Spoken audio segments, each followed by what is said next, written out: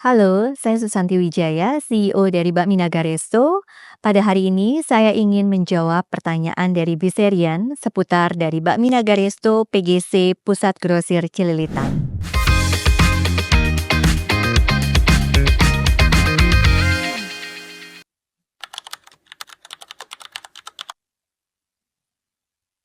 Bakmi Naga didirikan pada tahun 1979 dan sudah lebih dari 46 tahun berdiri di Indonesia. Bakmi Naga dimulainya dari sebuah gerobak dorong yang sangat sederhana dan kami memulai dari sebuah usaha UMKM. Dari tahun 1984, kemudian kita mulai masuk ke dalam pusat-pusat perbelanjaan seperti Gajah Mada Plaza, Hayamuruk Plaza, sampai dengan ITC dan lain sebagainya. Dan tahun 2010 kami memutuskan untuk mewaralabakan usaha Bakmi Naga ini menjadi Bakmi Naga Resto dan juga Bakmi Naga Express. Dan dari sana kami mulai berkembang sampai dengan Kalimantan, sampai dengan Ternate dan juga sampai dengan ke Papua. Saat ini kami memberikan kesempatan kepada teman-teman untuk bergabung di dalam usaha Bakmi Naga Resto PGC Pusat Grosir Cililitan.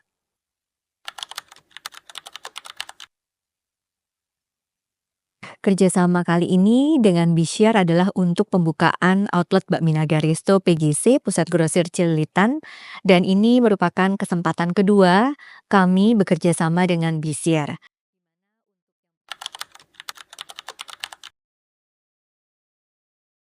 Kenapa kami memilih Pusat Grosir Cililitan atau PGC, karena memang PGC sendiri terletak di tengah-tengah Jakarta Timur, dan kalau dilihat bahwa lokasinya itu strategis sekali. Itu dilalui oleh banyak kendaraan umum dan, juga dari 2004 yang lalu seperti namanya adalah PGC, Pusat Grosir Cililitan, itu ada lebih dari 2.000 tenan di dalamnya, yang dimana tenan-tenan tersebut, menjual berbagai jenis, fashion, sepatu, dan juga barang-barang kebutuhan, secondary dan juga premier ya. Nah, itu kami melihat bahwa dari 2.000 tenan lebih aja pastinya memerlukan makan pagi, makan siang, bahkan makan malam. Nah, itu baru dari internalnya saja. Ditambah lagi dari eksternal, yaitu adalah lokasi kami sendiri. Nah, Bakmi Naga Resto PGC atau Pusat Grosir Cililitan ini terletak di lokasi yang strategis. Kenapa? Karena kami berada di lokasi ground floor. Jadi tidak perlu naik lagi ke lantai atas maupun tidak perlu kemana-mana lagi. Jadi langsung dapat ditemui dari depan jalan raya, karena memang kebetulan pintunya kita ada dua, di bagian depan dan juga di bagian belakang. Nah, di bagian depan kami itu lokasi strategis, depannya JPO atau jembatan penyeberangan, dan juga dilalui oleh kendaraan. Letak PGC sendiri balik lagi itu dilalui oleh banyak kendaraan umum, dan juga lokasinya sangat terintegrasi dengan Damri, dan di sebelah lokasi kami itu ada Faith Hotel. Nah, ini adalah hotel yang memang, boleh dibilang budgeted hotel, sehingga kalau mau makan pastinya memilih, tempat-tempat makan yang ada di sekitarnya. Dan kita berharap bahwa tentunya dengan kehadiran Bakmi Naga Resto PGC Cililitan ini dapat menambah alternatif daripada, makanan-makanan yang ada di sekitarnya. Dan di pintu belakang itu juga tentunya kami dikelilingi dengan brand-brand terkenal lainnya. Jadi ini tentunya menambah potensi dan juga demand yang sangat luas, serta tempat yang strategis. Ini merupakan satu, potensial market buat kita tentunya.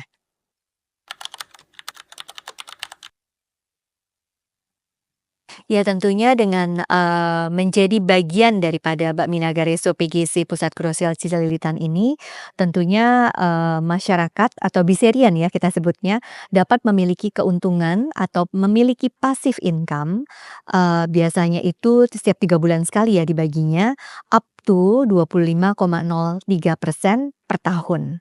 Dan tentunya sebagai investor Biserian, dapat melihat laporan keuangan yang dilaporkan setiap bulannya, sebagai monitoring dari perkembangan outlet kita tentunya.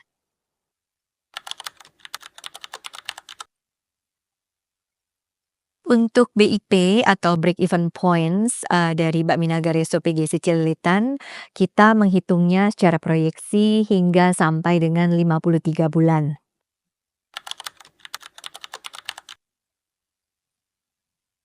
Rata-rata omset dari Bakmi Nagaresto biasanya sesuaikan dengan lokasi dan juga luasan outlet. Nah, kalau untuk Bakmi Nagaresto dengan luasan yang ada di PGC atau Pusat Grosir Cililitan dengan luasan lebih dari 200 meter, biasanya itu kurang lebihnya sampai dengan 3, sekian M per tahunnya.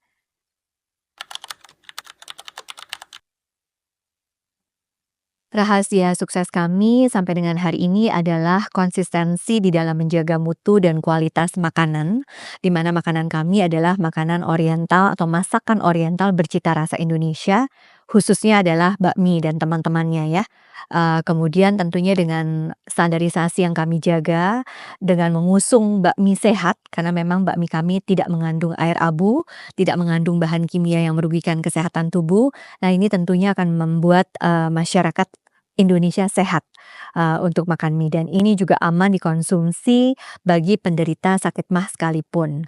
Nah, dengan menjaga kualitas, cita rasa, dan juga pelayanan yang memang kita jaga selama lebih dari 46 tahun ini, kami yakin dan percaya bahwa tekad dan komitmen kami di dalam menjaga kualitas maupun standarisasi rasa ini menjadi penting buat semuanya dan ini merupakan salah satu kunci sukses kami di dalam, menjalankan restoran bakmi dan masakan oriental di Indonesia.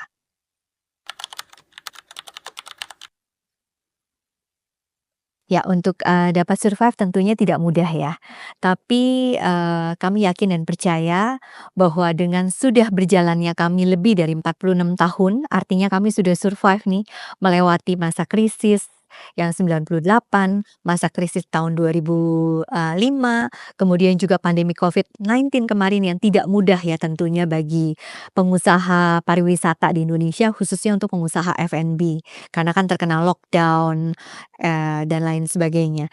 Nah, ini menjadi satu komitmen kita dengan sudah melampaui badai, krisis, kerusuhan, sampai dengan COVID-19 kemarin, kami yakin dan percaya bahwa, apabila situasi dan kondisi ekonomi Indonesia stabil, kami tetap akan survive karena di mana-mana saya lihat bahwa F&B business ini adalah suatu usaha yang, lebih cepat pulih dibandingkan dengan usaha-usaha lainnya. Kenapa? Karena F&B adalah makanan dan minuman, di mana usaha makanan dan minuman ini adalah usaha yang paling digemari dan paling dicari sebagai satu kebutuhan pokok, terutama bakmi. Kenapa? Karena bakmi sudah menjadi seperti pengganti dari makanan pokok di Indonesia. Jadi masyarakat Indonesia bisa makan bakmi di pagi hari, siang hari, sore hari, maupun malam hari.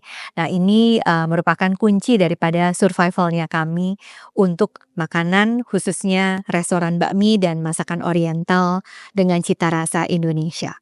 Dan jangan lupa kami juga halal.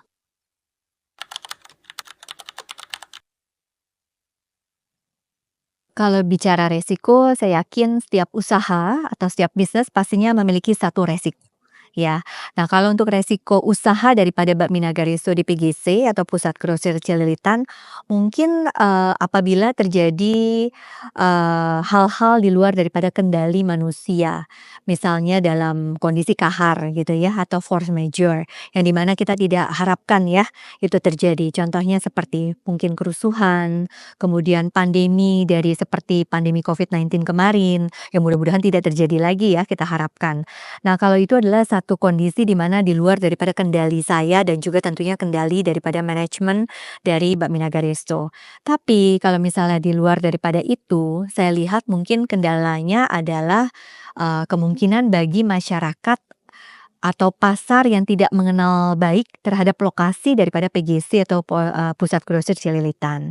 Nah, tentunya kalau misalnya dari resiko pemasaran yang kurang, kita akan bisa memitigasi resiko tersebut tentunya dengan melakukan promosi dan juga upping daripada social media campaign dan juga tentunya pemasaran yang kita lakukan atau kita genjot secara lebih tentunya. Dan ini saya yakin dengan adanya sosial media ya saat ini dan misalnya dengan adanya, peliputan-peliputan dari teman-teman nanti pada saat, kita pembukaan secara bertahap maupun waktu launching, saya yakin dan percaya ini tentunya akan dapat meminimalkan daripada resiko pemasaran tersebut.